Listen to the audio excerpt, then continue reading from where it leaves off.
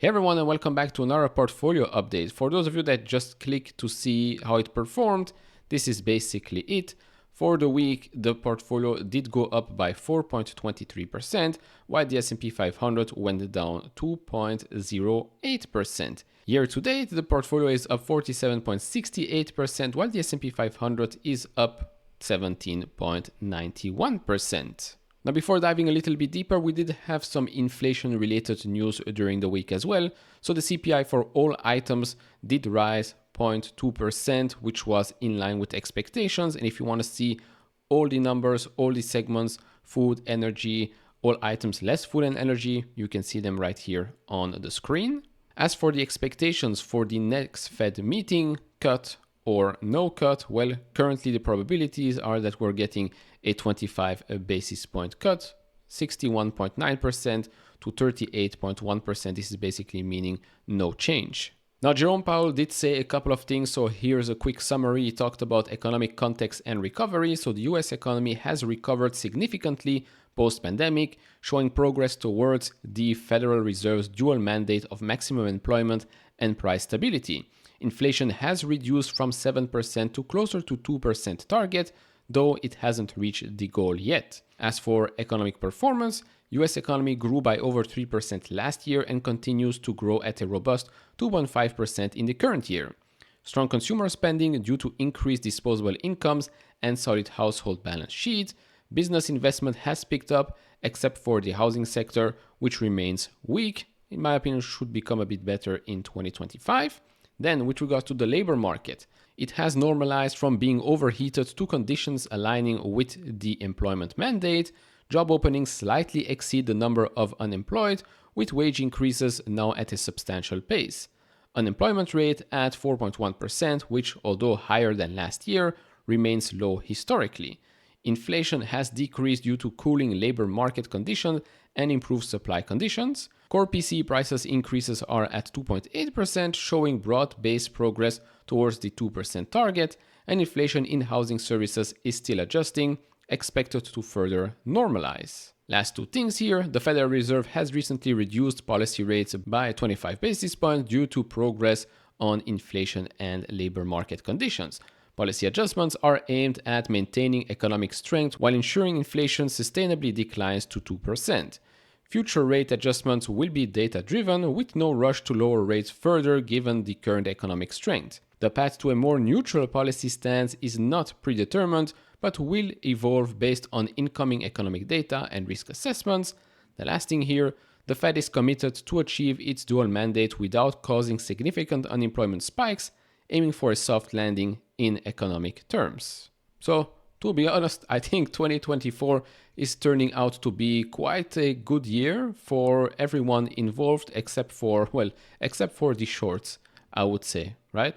Okay, let's see what happens in the coming months and quarters, because we're not done yet, right? We are trending towards a soft landing, which would be exceptional, would be great, but we're not there yet.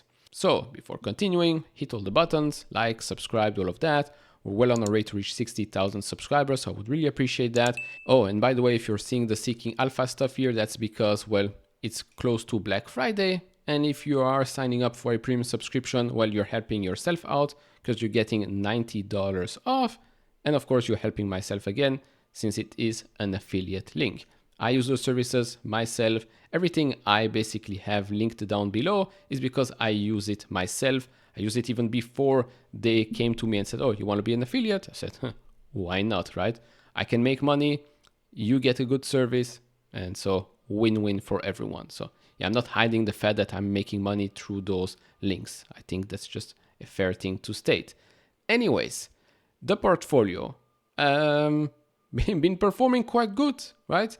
Been performing quite well this year, and especially in the last 3 months, and actually not last 3 months, in the last month alone, the portfolio is up 25%. S&P 500 is basically flat.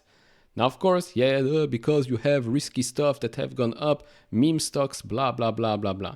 Okay, yeah, I agree that I have riskier stuff than Coca-Cola in my portfolio, for example. Yeah, okay, that's true. Currently, the number one position is SoFi, but there is an explanation for that. SoFi is up 81%. Tesla, number 2, is up close to 78%. PayPal is up close to 46%.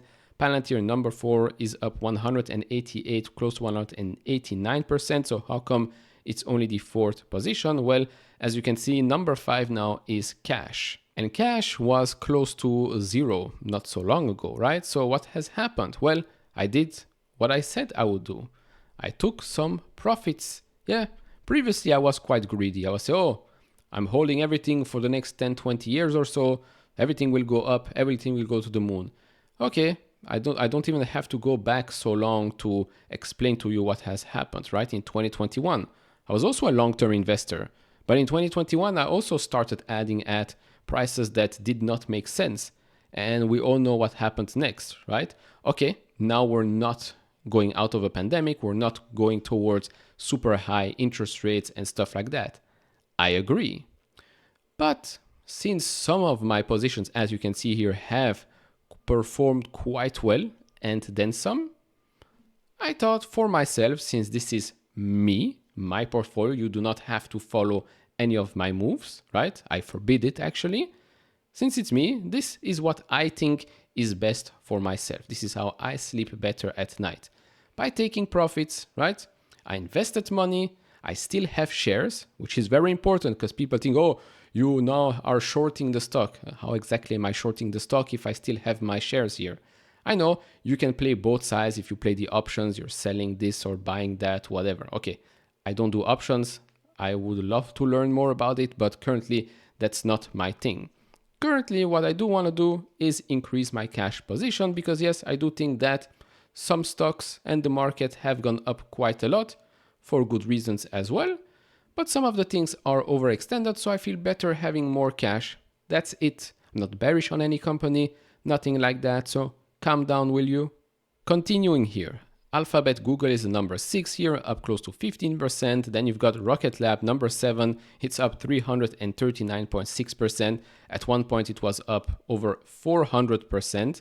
I mean, this was crazy when the day after the earnings report, right? This stock was up at 1.50% during the day. This was incredible. Still only the number 7 position here in the portfolio because it's a very, very small position. Like I said previously, I will add, I did not expect such a huge reaction after the earnings report. I'll be very honest. So, okay, we'll see with that. But this is an extremely long play. And again, now you're saying it's a long play. So difference. There is a difference between a company that is worth $8 billion, $9 billion, and a company that is already worth $100 billion, $500 billion, or $1 trillion, right? You have to look at the upside at one point and also at valuation. Doesn't hurt. Then number 8, still Intel in the red here, 12.2%. D-Local at one point, it also reported earnings, was a pretty good one as well. At one point, I was green during the day because the stock went up 10-12% or so. So that position was finally green. But of course, nothing lasts forever unless you are buying diamonds, real ones. The D-Local, I'm making too many stupid jokes today. D-Local, close to $10. I'm down now 1.9% on that. Meta, up 26%. And oh, what is this? A Chinese company in my portfolio? Oh no. Yes, I added Alibaba. Believe it or not. And this time I did a mistake. I bought before the earnings. Shame on me, right? I'm down already 2% on that. So maybe that's my fault that it went down after the earnings, which were quite good, to be honest. So I had Alibaba, not that much, 50 shares. So, okay. Then we've got Celsius, which is a position that is also quite small, thank God, because I'm down 41% on that. But yeah, in my opinion, there is just a lot of negative momentum going on with Celsius, the stock. The company, let's be honest, revenue is decelerating. So yeah, it's normal that the stock goes down. But it's also taking market share, or at least it's not losing market share. No, it is taking a little bit of market share, let's be honest, compared to Monster, for example. Red Bull has taken a little bit of market share last quarter, but all in all, Celsius is taking market share. So yeah, if I'm trying to sell you the Celsius thesis here and tell you, look, stock is down quite a lot in the last couple of months. Revenue is down also quite a lot. Revenue growth is down quite a lot. So yeah, you're going to say, why should I buy this stock, right?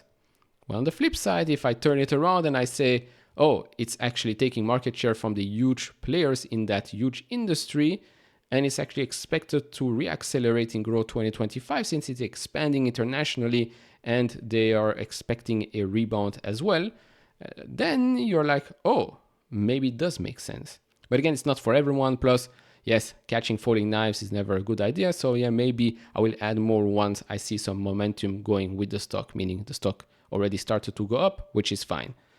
Up next, we've got Snowflake, small position here. I'm already up 6.13%, but I up 6.13% on this position. I lost a little bit on the other one. It's supposed to be a short-term trade. We'll see what happens with their next earnings report. Then we got Appcelera, tiny position. Same with Owlet. Owlet reported earnings. I was up close to 15% by then. Then it went back down. I don't know why, but okay. Never mind. Very small positions. Now looking at what has happened in the last couple of days. So like I said, I purchased 50 shares of Alibaba. Might work out, might not. I keep saying the same thing. Chinese stocks are undervalued. Yes, they're not going up as much as US stocks, and because they are Chinese stocks. So, okay, I know the risk. Again, this is my money, not yours. Then Lululemon, yes, I did sell out completely of Lululemon purely to increase the cash position. Then First Solar. So First Solar was a stock I bought for $188 and I sold for $191 for a 1.87% gain. It was basically a quick trade. Just wanted to see what's going to happen after Donald Trump got elected. Those solar stocks, those solar names have taken a hit. So yeah, okay, small gain, nothing much here. Alphabet, this is again rinse repeat of what we have done before.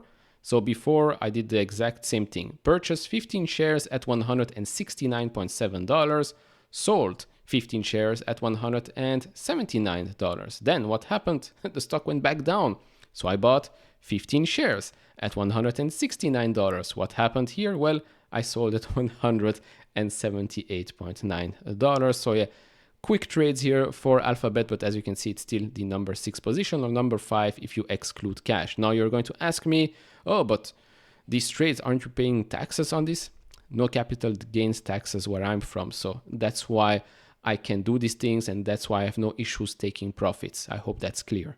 Then what did I do? Oh, the horror. What did you do here? Well, yes, I sold 100 shares of Palantir at close to $60. Oh, but it went higher. I know it went higher, which is why I still have a position, so I'm gaining from that as well. But I will probably take a little bit more on Monday. A little bit, not much. We will still have more than 50% of that position. And sold a little bit of Tesla as well for a 90% gain. And so in the next couple of days, I believe my cash position should be closer or maybe even above 10%. And then we'll see what happens, right? We'll see what happens. I think 10% in cash right now at these levels for what I hold in the portfolio, I think is fine. I could always add more cash to the portfolio if I have to.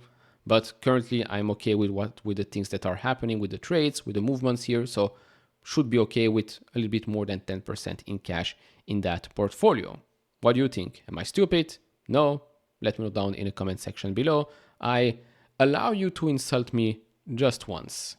Then I do want to show you one extra thing or two extra things, and that's the stocks that I found during the screening process here. So the filter I used here is the following. Companies with a market cap between $1 to $500 billion. Revenue year-over-year growth between 0 to 20% for the fiscal year, with revenue greater than 20% in the upcoming fiscal year. And then we've got EPS year-over-year growth greater than 20% in the second fiscal years as well, with an Altman Z-score of greater than 3. Now, these are the companies that you got on that list. So you've got here AMD, Marvell Technology, Atlassian Corporation, then a lot of stocks other than the local that I honestly have never heard about. But if you look at the expectations, revenue growth, EPS growth, this is insane.